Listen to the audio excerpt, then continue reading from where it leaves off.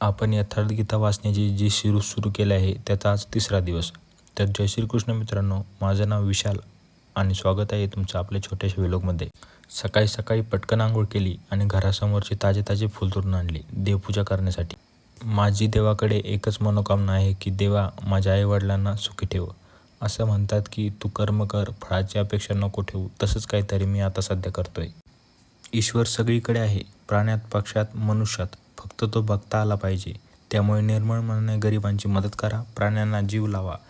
तर देवांना फुल अर्पण करून आपण देवापुढे दिवा लावून यथार्थगीता वाचायला सुरुवात केली. यथार्थगीतेचे प्रथमतः दर्शन घेतले आणि यथार्थगीतेमध्ये आपण आज वाचले की वैदिक ऋषींनी नारायण सूक्तात असे म्हटले की कणाकणात व्यापून राहिलेले केवळ ब्रह्मच व सत्य आहे. त्याला जाणणे हाच मोक्षाचा एकमेव उपाय आहे.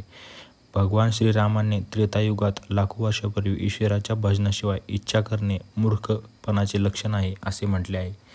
तर यथार्थगीते वाचताना मित्रांनो खूप भारी वाटलं आणि आपण आपल्या कामासाठी निघालो. तर मग काय, भेटू पुढच्या व्लॉगमध्ये. तोपर्यंत आपल्या चॅनलला सबस्क्राईब नक्की करा.